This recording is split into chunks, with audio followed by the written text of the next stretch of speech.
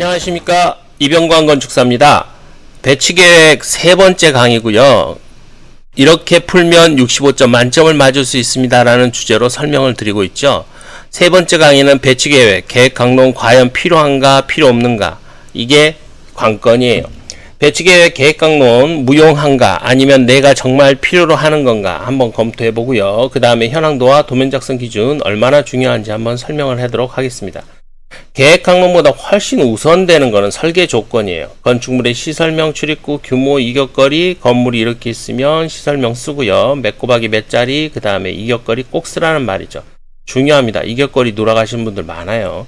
외부시설, 시설명 쓰고 규모, 이격거리 쓰고요. 규모는 몇 평방미터 이상 뭐 이렇게 되어 있죠. 그 다음에 주차장은 시설명, 출입구는 뭐 어떻게 이렇게 화살표 표시하고요.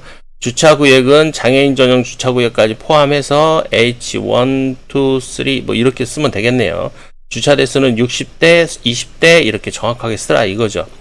그 다음에 주차장 1, 2 나눠야 된다는 거 알고 계시죠? 도면 표기 기호는 보기를 따른다. 보기 아까 보시면 차량 출입구는 화살표, 건축물 출입구는 검정삼각형, 건축물은 진한 굵은 선, 그 다음에 연결 브릿지는 점선, 캠퍼스 광장과 공공광장은 수직, 분수광장은 물결, 공연마당, 홍보마당, 전시마당은 B급, 조경은 아주 단순하게 간단하게.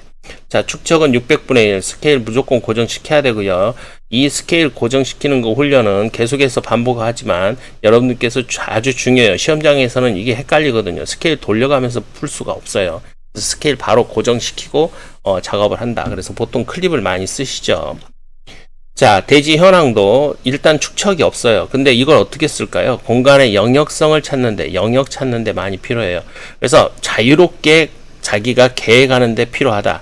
자, 답안 작성 용지에 확실한 것을 바로 그려야 됩니다. 답안 작성 용지에 우리가 확실한 거 뭐 있어요?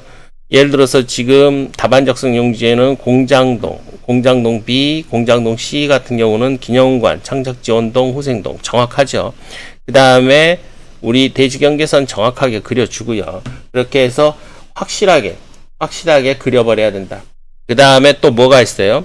5m 이격선 표시해 주고요.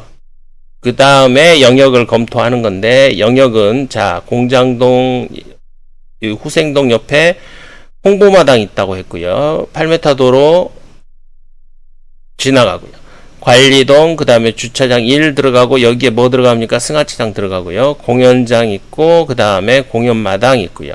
그 다음에 다목적 강당이 눕힐 건가 세울 건가 고민하고요. 공연광장 이쪽에 있을 것 같네요. 왜? 여기와 여기와 인접한다는 조건이 있으니까. 기념관, 여기 참 고민인데요. 일단은 아는 것부터 빨리 풀자고요. 생활관 2개 놓고요. 창작동 2개 놓고요. 자, 요렇게 하고, 그 다음에 뛰어야 되는 거리 10m씩 다 표시하면 되고요. 창작 지원 쪽에 이쪽으로 캠퍼스 광장 들어가고요. 그 다음에 여기서 4m 보행로 확보하고요. 그 다음에 이쪽에 뭐가 주차장 2가 들어가는 것 같아요. 그 다음에 나머지는 이제 전시마당하고 분수마당인데요. 분수마당은 뭐 여기 위치는 고정이고요.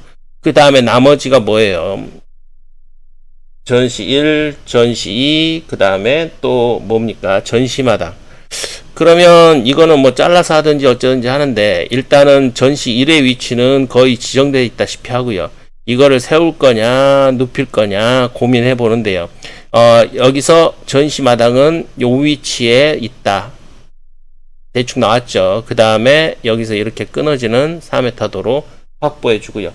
이게 이쪽에서 들어가서 반시계 방향으로 회전하고, 여기서 들어와서 그 다음에 반시계 방향으로 회전해서 나가고, 이렇게 대략적으로 영역을 확보해 주고 포위망을 좀 좁혀 가셔라.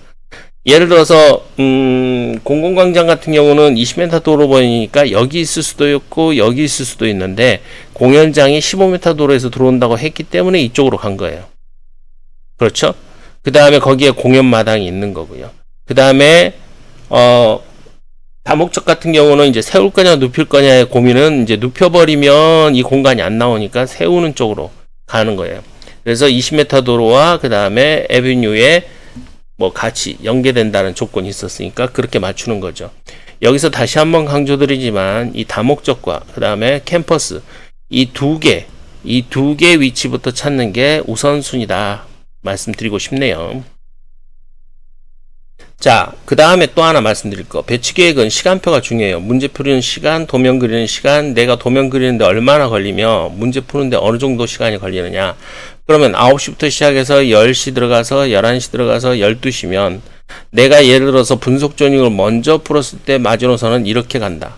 그러면 배치계획은 요렇게 갈 거다. 그러면 내가 요 시간에 요렇게 풀고 그 다음에 여기서 요렇게 그린다. 여러분들이 이런 계획을 갖고 자기 스케줄로 가야 돼요. 참고로 말씀드리지만 교실 안에 합격자 없어요. 교실 안에 합격자 없습니다. 옆에 사람이 두들든 때리든 아무 상관하지 마시고요. 그 다음에 점을 찍든 어쩌든 아무 상관하지 마시고요. 걸려있는 답안에 신경 쓰지 마시고요. 그냥 오로지 자기 조건대로 자기 페이스대로 풀어야 돼요.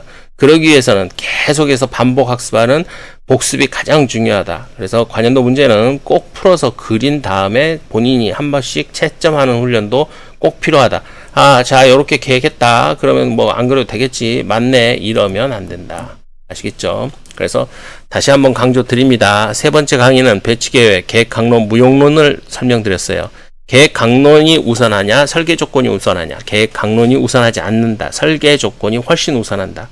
그 다음에 기본적인 거, 여기가 정적인 영역이 들어가서 생활관이 들어가는구나 라고 예상은 할 수 있지만 설계 조건이 반대의 경우면 어쩔 수 없는 거예요. 아시겠죠? 그래서 설계 조건이 훨씬 우수하다. 즉 클라이언트, 건축주의 요청사항이 문제 조건이라고 보시고 문제를 푸시면 된다. 아시겠죠? 그래서 배치계획, 계획강론 필요 없다. 하지만 알고는 있어야 된다. 내가 풀 때 어떻게 푸는지 잘 모를 때는 계획강론이 설계 조건이 없으면 계획강론대로 풀어주면 된다. 그래서 보차분리 원칙 지켜주시고요. 그 다음에 차량 진출입구 위치, 그 다음에 화살표 표시해 주신다면 큰 문제 없이 이런 문제 풀 수 있었다. 아시겠죠? 물론 어려운 문제고 또 개수가 많은 건 많이 아쉬워요. 그 다음에 예를 들어 치수가 똑똑 떨어지지도 않고요. 이런 것들 많이 아쉽긴 하지만 그래도 한번 풀어볼 만한 문제니까 수험생 여러분들은 이 부분에 대해서 좀 집중적으로 연습을 해주셨으면 합니다.